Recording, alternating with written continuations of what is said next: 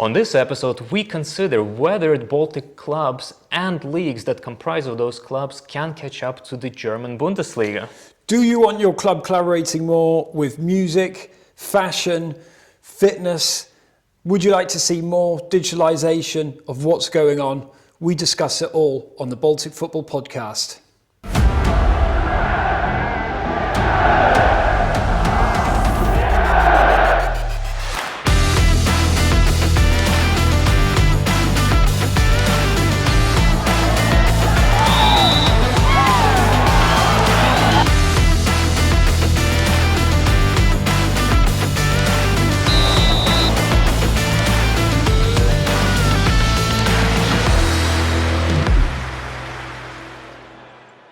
Oh, Frank, welcome back. Good to see you again.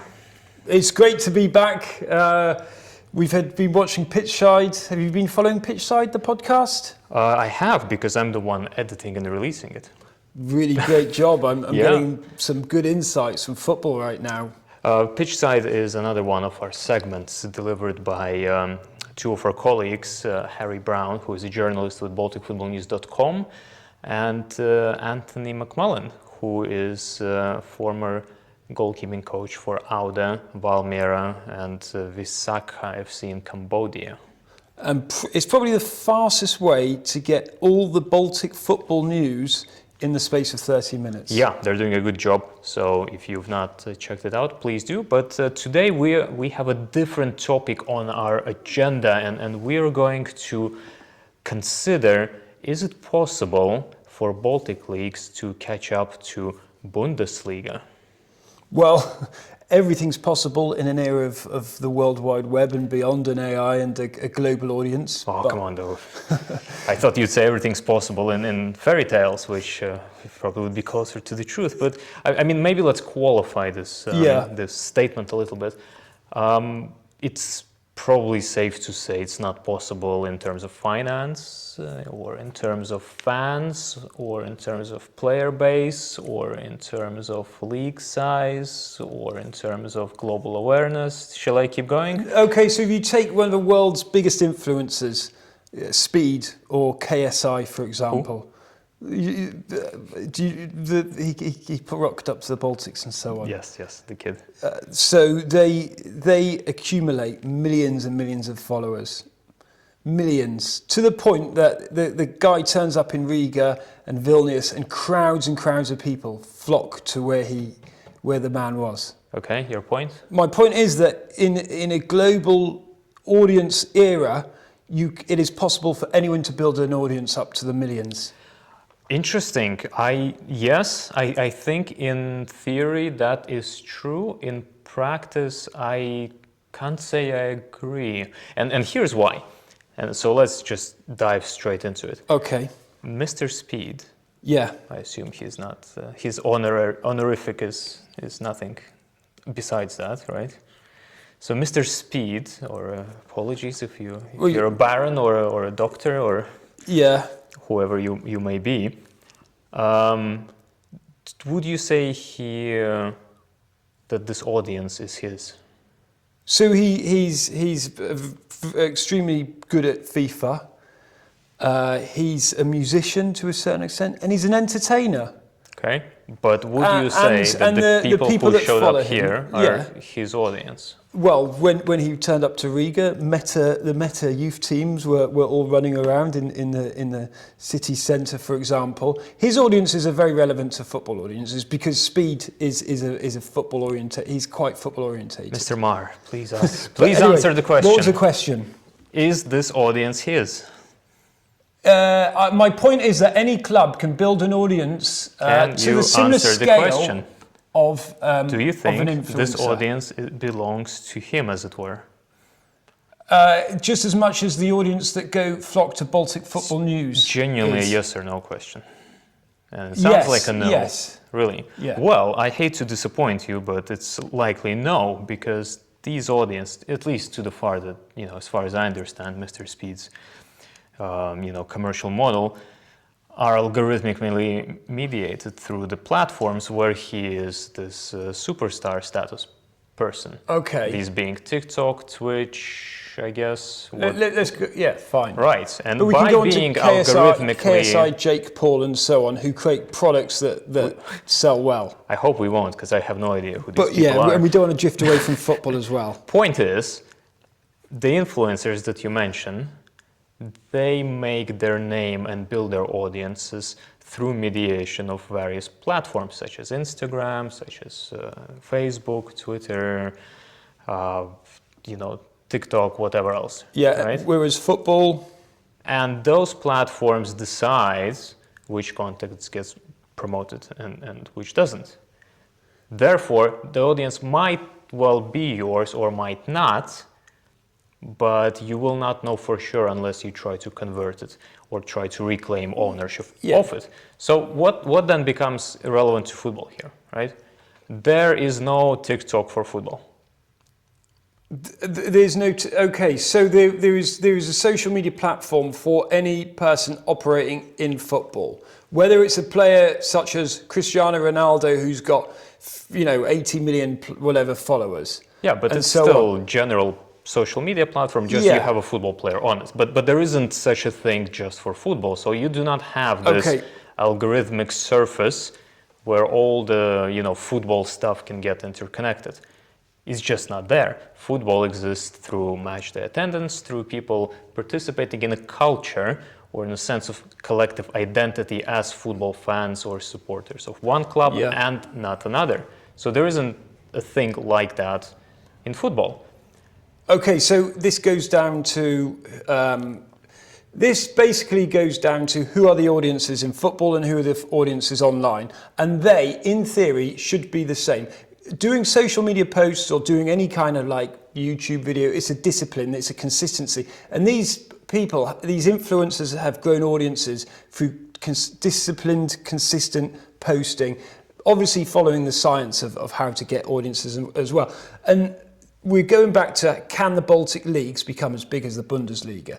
From an online perspective, in this era, I believe with the right people doing the right content and social media and creative activities, it could be possible, but it's obviously a bit of a delusional statement to make. Well, thank you very much for that. The question actually is not can you, it's this big if that you brought up. And it's not about whether you can gain exposure, it's about whether you can actually own, as it were, your audience. And if you're doing it through an intermediary platform, you cannot. It's just as simple as that. Okay, so your belief is? It's not my belief, it's a researched fact. Yeah? From an academic's perspective? From science perspective. Okay. Yeah, you do not believe in science? Tell me. Obviously I believe in science. Obviously, okay.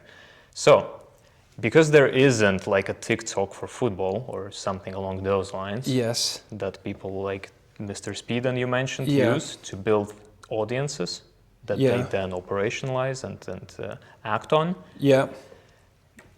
The landscape is fragmented. So then it's up to the clubs to engage with their audience, and it's up to the leagues to engage with these audiences. Yes. This is what we're seeing. And people like the Bundesliga, the DFL, people like the Virsliga in Latvia, the Premier League in Estonia, top league in Lithuania, league always has its outreach kind of a platform attempt to engage in creation of this ecosystem.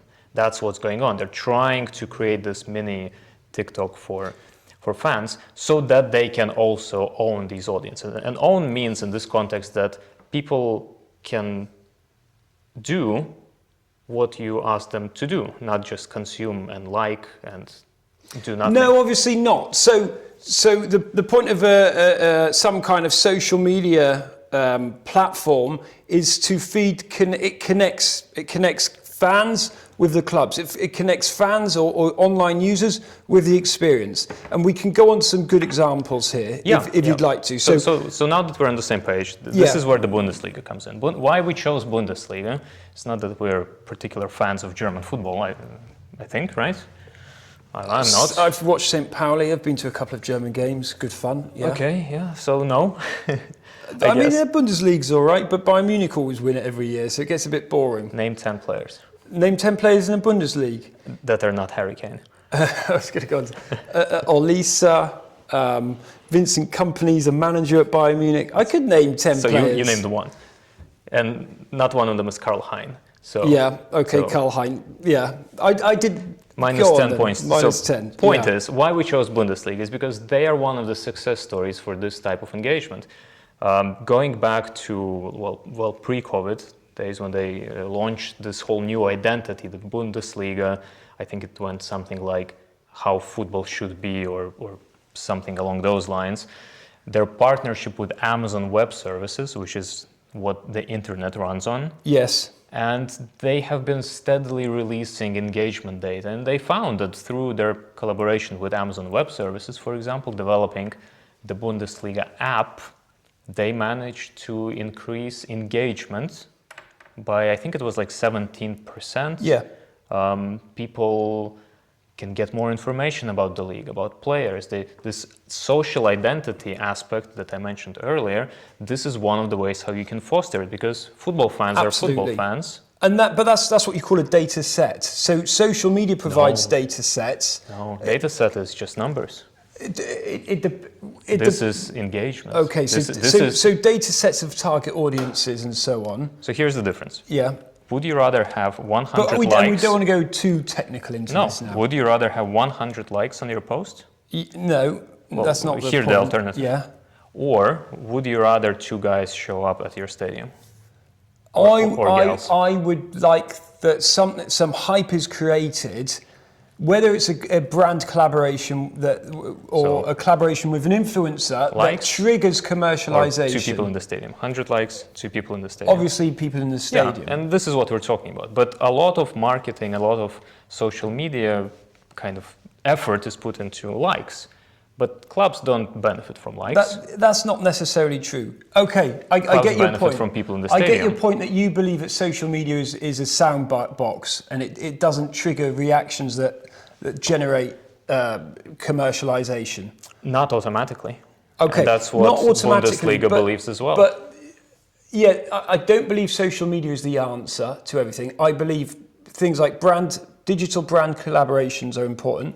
The online user experience, from the purchase of this ticket to what is presented to the user journey of booking a ticket. I went to Swansea City over Easter, took my nephew and his friend, and the entire experience of from the point of booking a ticket to how sponsors are involved to the kids club that they create, and it's a user journey. And but that's what you're talking about. To a certain These extent, are all steps to go from likes to people in the stands. I don't feel you presented the question in a fair way. My basis was that can the Baltic football leagues become scaled to the size of the Bundesliga? That's what. And my only theory was that the only way it was possible was that if it created a major global audience, such as what FC Como have done in Italy, which is huge. They have a fashion brand now. They have a whole totally new experience. They are not a football club. They are an ecosystem of an experience with a range of different consumer offerings. And my counterpoint is, does it matter if you still get average 100 people match day attendance? Well, Como sell out because of what they've created. Como are not in the Baltics. They're not in the Baltics, absolutely. So then, Como sell out. Yeah, you've got a fair point. Because then they are able to draw that audience in. Yeah. And this is then becomes the difference between just having a successful social media profile, which clubs do, relatively speaking. It's not. I'm not necessarily. I think you're sticking too much on the point of social media. It's the point of online audiences and how you can commercialize those online audiences. So if there's someone in New York that loves Oasis, for example, and Oasis have sponsored Bohemians or a team in Ireland, then they are going to be that club will get more exposed to an audience in New York or whoever likes Oasis as well. Yeah. So if they do, so if someone goes and purchases a shirt with a band's sponsor and so on, that's a commercial extension. And I think digitalization creates an opportunity to find new audiences to commercialize the potential sale opportunities and the experience opportunities. So here's where I think we are. and we don't necessarily disagree. But that will not happen if you have a social media channel. And I'm using social media because that's the most common one. Yeah. It can be any online media. Yeah. That will not happen automatically. Yeah. You can have 6 billion followers. Yeah. And if they do nothing, it's worth nothing to you. Yeah. Yeah. That's why bot followers are useless. That's why engaged followers that are interested. Precisely. Interested. Subscriptions, and memberships, are and so able on. to contribute something to you, whether it's their time, whether it's their money, whether it's their attention. Okay. Those are the things that are valuable. And having 100 followers is not the same as having 100 engaged fans.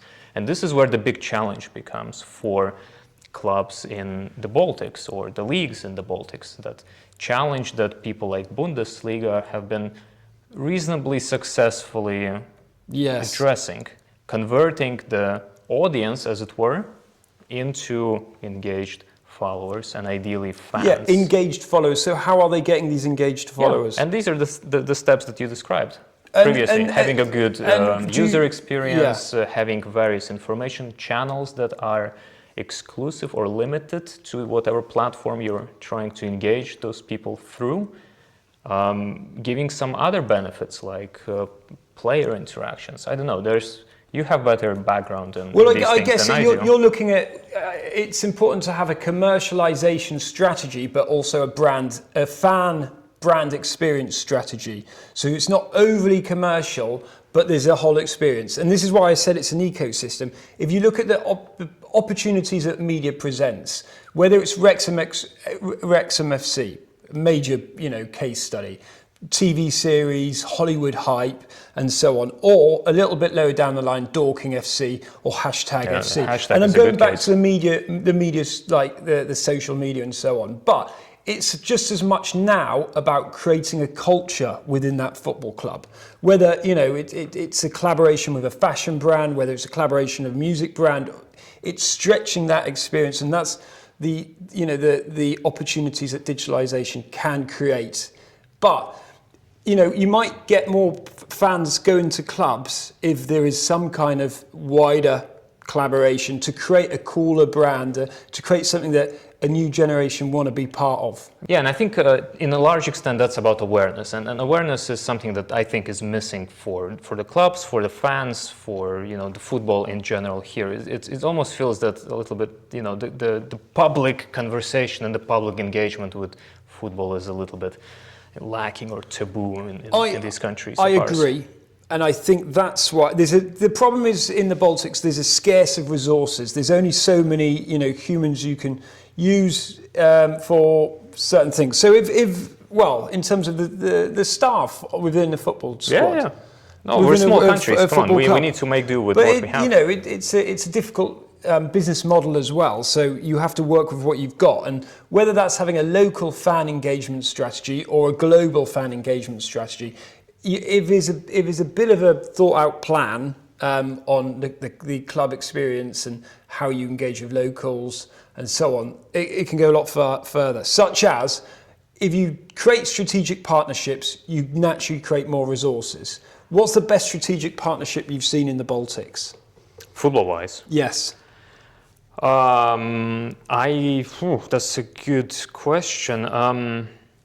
Honestly, and that's not going to be, I think, what you're looking for. Yes. I think the best strategic partnership football-wise in the Baltics, actually now I have two in mind. Okay. One is Kaunas football and basketball clubs. Yes. So the football club's partnership with the basketball club, tapping into the fans, tapping into resources.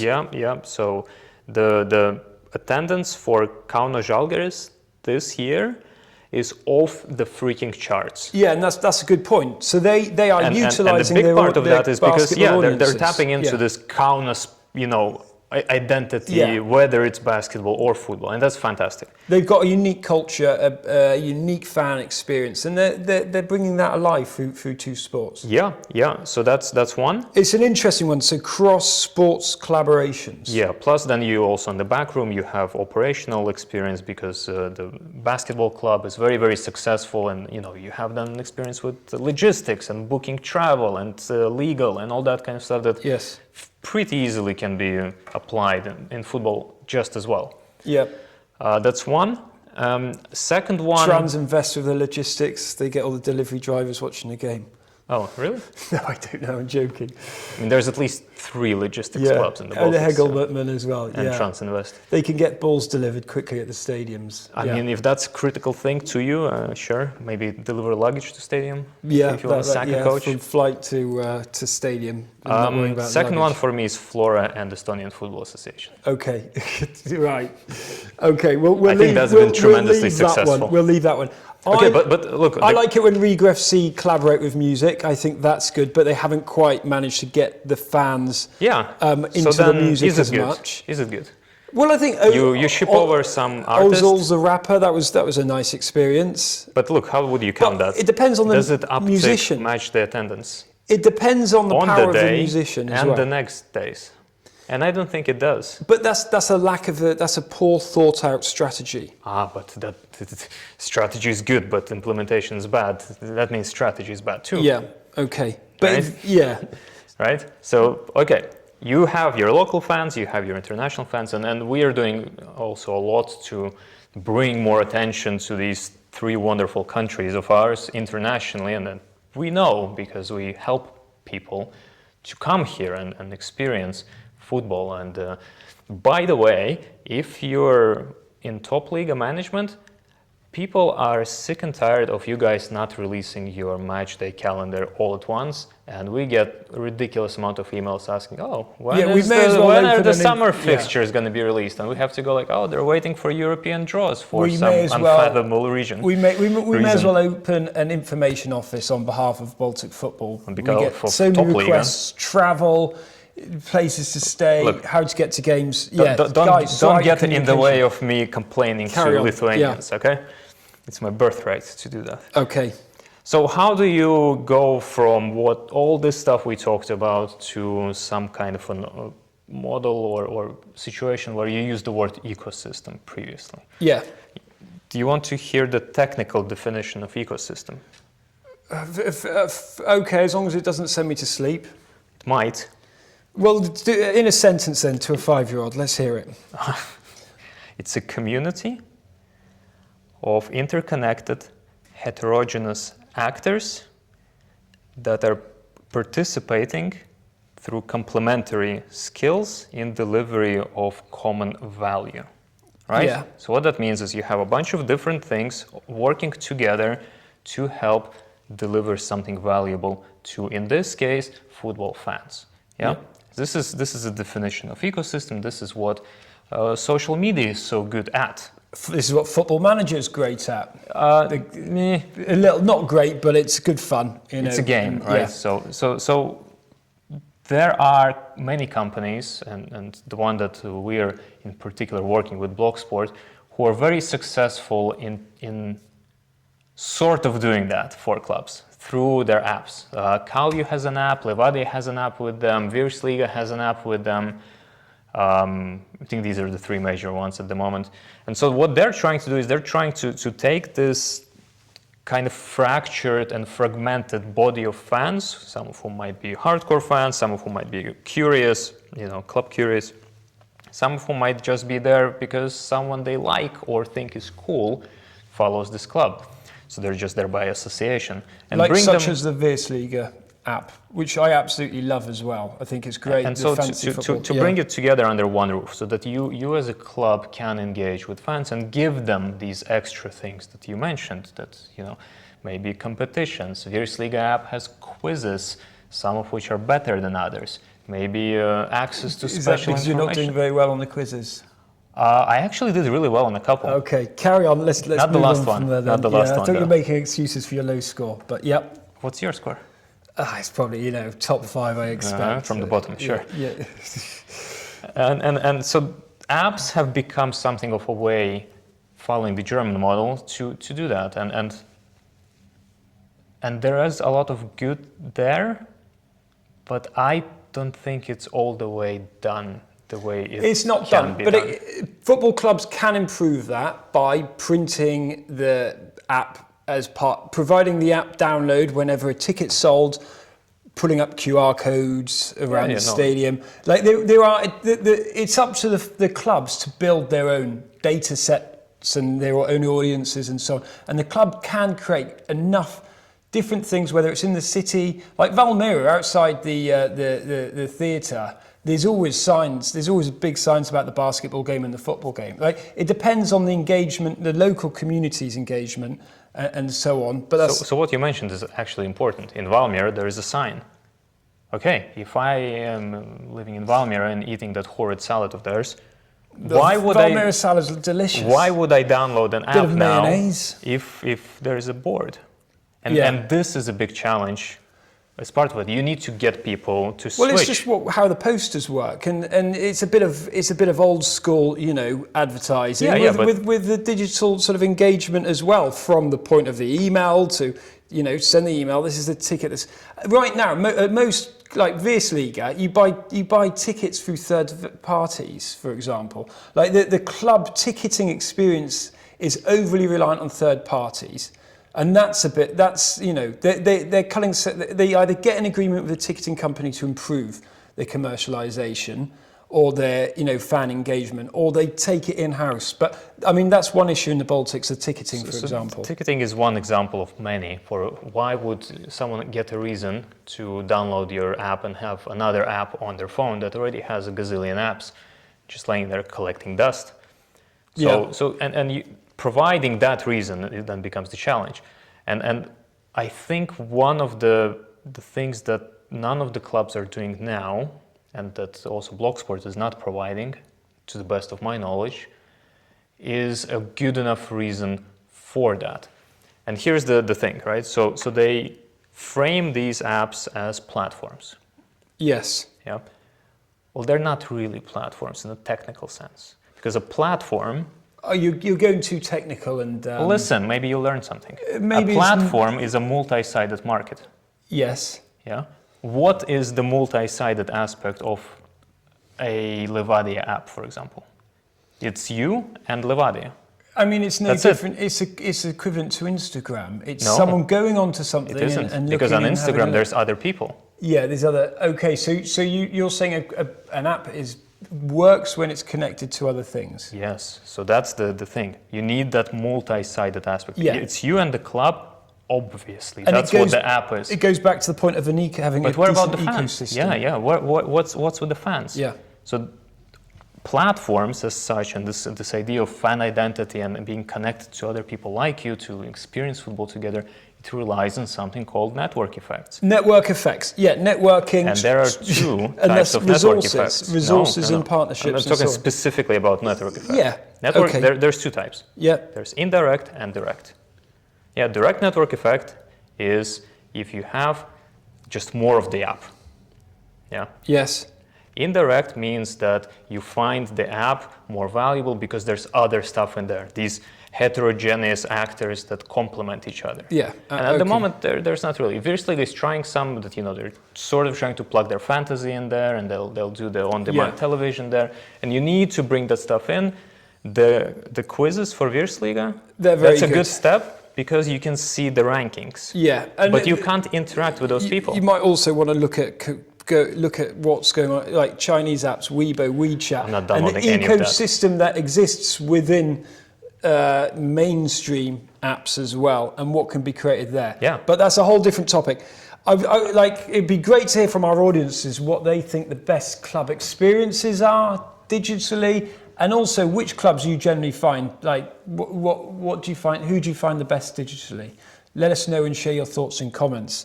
And of course, keep up the conversation on Twitter as well, and visit the website www.balticfootballnews.com, the go-to place for all things football news in the Baltics. But I guess we've got to wrap up in a minute. Just when we're getting to the Just when question. we're getting into the technical side. No, it's not. Come on. Question is, can Baltics catch up to Bundesliga? We listed a ton of things in which they cannot. This is one thing that they can, but they're only doing it halfway there, is my thesis here. The chances of catching up with the Bundesliga are 1 in, I don't know, 1 million. I disagree. We're not talking about numbers. We're talking about engagement.